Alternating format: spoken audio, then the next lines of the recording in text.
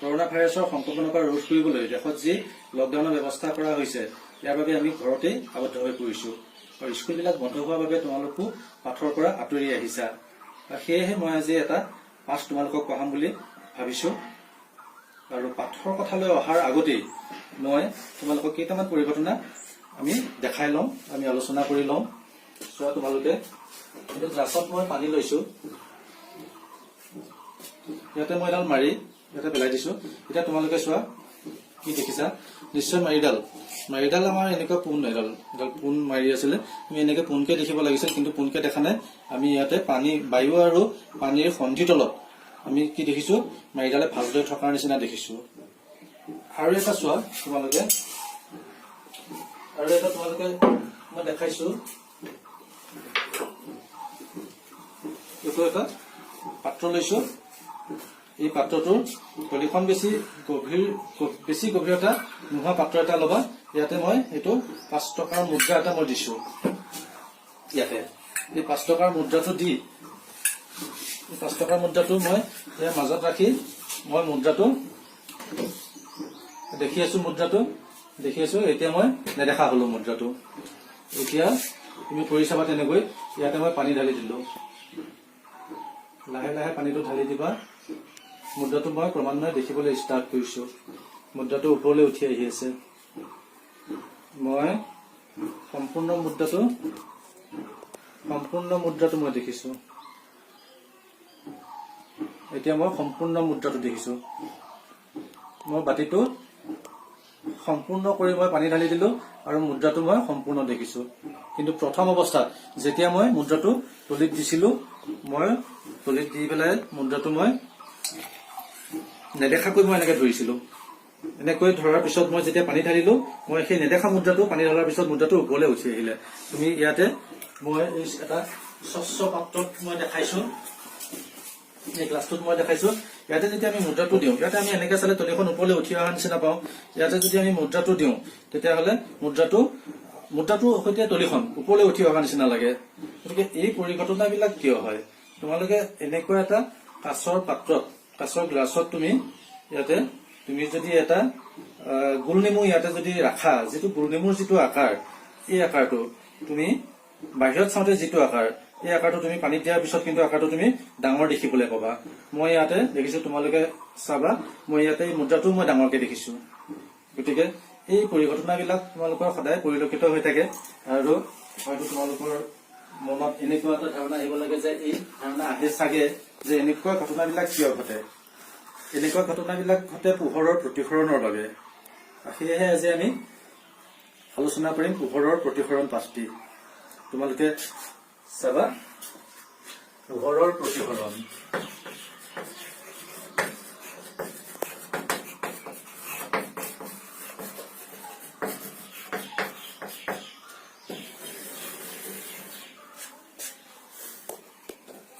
এতিয়া আমি এটা কথা কলো যেতিয়া গ্লাছত যেতিয়া আমি এটা মুদ্ৰা আমি পানী ভৰ্তি গ্লাছটোত যেতিয়া আমি মুদ্ৰা দিছিলো তেতিয়াহ'লে আমি যেতিয়া চাইছিলো তেতিয়াহ'লে যিটো পোহৰৰ ৰশ্মি বায়ু মাধ্যমৰ পৰা গৈ পেলাই আমাৰ ক'ত সোমাইছিলে পানী মাধ্যমত আমাৰ সোমাইছিলে তেতিয়া দুইটা স্বচ্ছ মাধ্যম বায়ু মাধ্যমো স্বচ্ছ মাধ্যম আৰু পানী মাধ্যমটো হ'ল স্বচ্ছ মাধ্যম বা কাঁচ মাধ্যম স্বচ্ছ মাধ্যম এইবিলাক পোহৰ যেতিয়া এটা স্বচ্ছ মাধ্যমৰ পৰা আন এটা স্বচ্ছ মাধ্যমলৈ গতি কৰে তেতিয়াহ'লে পোহৰৰ গতিৰ যিটো দিশ এই দিশটো পৰিৱৰ্তন হয় ইয়াতে মই এটা চিত্ৰ আঁকি দেখাইছো পোহৰটো যেতিয়া এনেকৈ হেলনীয়াকৈ এইটো এটা মাধ্যম এইটো মই বায়ু বুলি দি দিম বায়ু আৰু ইয়াতে মই দিছো কাঁচ তেতিয়াহ'লে ইয়াতে মই এডাল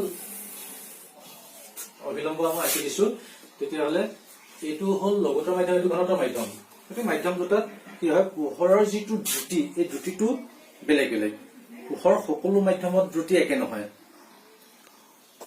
বায়ু মাধ্যমত পোহৰৰ দ্ৰুতি আৰু কাঁচ মাধ্যমত পোহৰৰ দ্ৰুতিৰ এটা পাৰ্থক্য আছে পাৰ্থক্য থাকিলে তাৰ গতিৰ দিশটো পৰিৱৰ্তন হ'ব ইয়াতে গতিৰ দিশটো যাব লাগিছিল এনেকৈ নগৈ এনেকৈ গ'ল এইটোৱে হ'ল পোহৰৰ প্ৰতিফলন তাৰমানে আমি এটা কথা গম পালো যে এটা মাধ্যমৰ পৰা পোহৰ যেতিয়া এটা স্বচ্ছ মাধ্যমৰ পৰা আন এটা স্বচ্ছ মাধ্যমত প্ৰৱেশ কৰে তেতিয়া পোহৰৰ গতিৰ দিশৰ পৰিৱৰ্তন হয় এই পৰিঘটনাক পোহৰৰ প্ৰতিসৰণ বুলি কোৱা হয়। এতিয়া তোমালোকে চোৱা, কাঠৰ এটা আয়তাকাৰ মই টুকুৰা লৈছো। কাঠৰ এটা আয়তাকাৰ টুকুৰা, ইয়াতে পোহৰৰ ৰশ্মি এটা হেলনীয়াকৈ ইয়াতে আপতিত হৈছে। এটা অভিলম্ব, এইটো বায়ু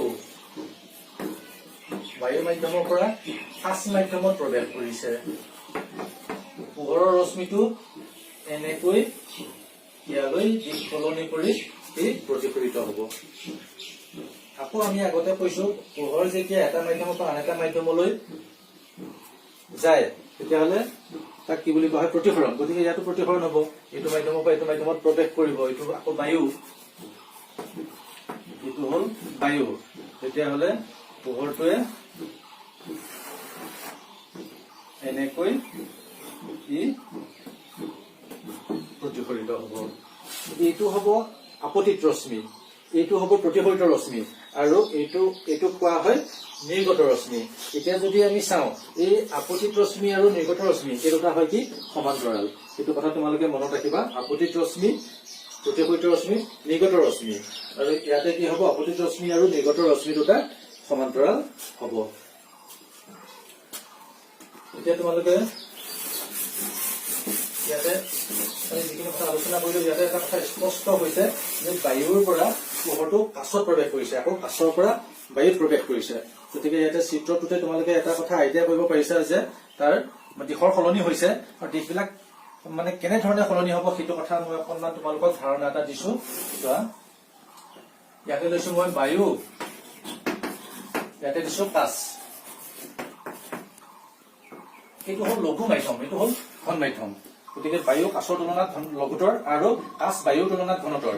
এতিয়া পোহৰৰ ৰশ্মি এটা যেতিয়া লঘুতৰ মাধ্যমৰ পৰা ঘনতৰ মাধ্যমলৈ প্ৰৱেশ কৰে, তেতিয়া পোহৰৰ ৰশ্মিটো, প্ৰতিফলিত পোহৰৰ ৰশ্মিটো অভিলম্বৰ কাষ চাপি যায়। এডাল অভিলম্বৰ কাষ চাপি যায়। মই ওলোটাকে লৈছো, এইটো ল'ম কাছ আৰু এইটো লৈছো বায়ু।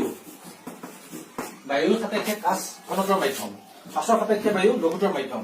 এতিয়া হেলনীয়াকে যেতিয়া পোহৰৰ ৰশ্মি এটা কাছৰ পৰা বায়ুত প্ৰৱেশ কৰিব, তেতিয়াহ'লে দুই মাধ্যমৰ সন্ধিতলত কি হ'ব? পোহৰৰ ৰশ্মিটো অভিলম্বৰ পৰা আঁতৰি গুচি যাব। এতিয়া তোমালোকে এটা কথা গম পালা যে পোহৰ যেতিয়া লঘুতৰ মাধ্যমৰ পৰা ঘনতৰ মাধ্যমত প্ৰৱেশ কৰে, তেতিয়া প্ৰতিফলিত ৰশ্মিটো অভিলম্বৰ কাষ চাপি যায়, আৰু পোহৰৰ ৰশ্মি যেতিয়া ঘনতৰ মাধ্যমৰ পৰা লঘুতৰ মাধ্যমলৈ গতি কৰে, তেতিয়া প্ৰতিফলিত ৰশ্মিটো অভিলম্বৰ পৰা আঁতৰি যায়। এতিয়া আমি হেলনীয়া আকাৰৰ ৰশ্মিবিলাকহে আমি শিকিলো। এতিয়া যদি সেই দুই মাধ্যমৰ সন্ধিতলত যদি লম্বভাৱে আপতিত হয়, তেতিয়া কি হ'ব সেইটো চাওঁ। এইটো এটা মাধ্যম, এইটো এটা মাধ্যম।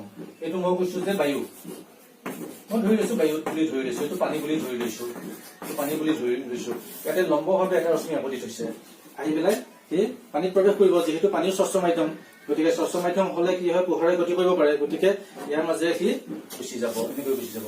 তেতিয়াহ'লে আমি অলপ আগতে আলোচনা কৰিছিলো যে পোহৰ যেতিয়া এটা মাধ্যমৰ পৰা আন এটা মাধ্যমত প্ৰৱেশ কৰে, তেতিয়াহ'লে পোহৰৰ গতিৰ দিশৰ পৰিৱৰ্তন হয়। ইয়াতে চোৱা, ইয়াতেতো গতিৰ দিশৰ পৰিৱৰ্তন হোৱা নাই, তেতিয়াহ'লে এইটো প্ৰতিসৰণ হ'ব নে নহয়? এইটো নিশ্চয় প্ৰতিসৰণ হ'ব। কেনেকৈ প্ৰতিসৰণ হ'ব? মই আগতেই কৈছিলো যে বিভিন্ন মাধ্যমত পোহৰৰ দ্ৰুতি বেলেগ বেলেগ। বায়ু মাধ্যমত যিটো পোহৰৰ দ্ৰুতিৰ যিটো পৰিমাণ, পানী মাধ্যমত সেই পোহৰৰ দ্ৰুতিৰ পৰিমাণটো কম। বিভিন্ন মাধ্যমত পোহৰৰ দ্ৰুতি যিহেতু বেলেগ বেলেগ, গতিকে দ্ৰুতিৰ পৰিৱৰ্তন হৈছে ইয়াত। আৰু যেতিয়া দ্ৰুতিৰ পৰিৱৰ্তন হ'ব, তেতিয়া কি হ'ব? তাক প্ৰতিসৰণ হোৱা বুলি কোৱা হ'ব। গতিকে তোমালোকে এতিয়া আৰু এটা কথা গম পালা, যেতিয়া দ্ৰুতিৰ পৰিৱৰ্তন হয় তেতিয়াহ'লে সেইটো হ'ব প্ৰতিসৰণ।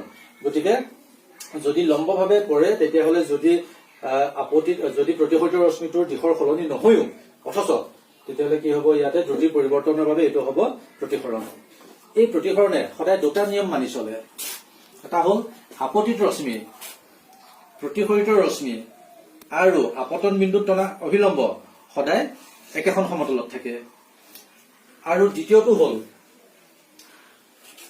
প্ৰদত্ত মাধ্যম যুগল, এনেকে দুটা মাধ্যম যেনেকে লৈছো আমি, নিৰ্দিষ্ট দুটা মাধ্যম, প্ৰদত্ত মাধ্যম যুগল আৰু নিৰ্দিষ্ট ৰঙৰ পোহৰৰ বাবে আপতন কোণৰ চাইন আৰু প্ৰতিসৰণ কোণৰ চাইনৰ অনুপাত ধ্ৰুৱক। আপতন কোণটো যদি আই বুলি ধৰো তেতিয়াহ'লে চাইন আই, আৰু প্ৰতিসৰণ কোণটো যদি মই আৰ বুলি ধৰো তেতিয়াহ'লে চাইন আৰ। আপতন কোণৰ চাইন আৰু প্ৰতিসৰণ কোণৰ চাইন কি হ'ব? ধ্ৰুৱক। এইটো হ'ল দ্বিতীয় নিয়ম, আৰু এই ধ্ৰুৱকটোকেই প্ৰতিসৰণাংক বুলি কোৱা হয়। আমি পোহৰৰ এই প্ৰতিসৰণাংক সন্দৰ্ভত আমি পিছৰ ক্লাছত আমি আলোচনা কৰিম। তোমালোকে এইখিনি আজি ভালদৰে পঢ়া শুনা কৰিবা। কিবা যদি অসুবিধা থাকে তোমালোকে মেছেজত মোক জনাবা। সকলোৱে সুস্বাস্থ্য কামনা কৰি আজি আমাৰ পাঠটো সামৰণি মাৰিলোঁ।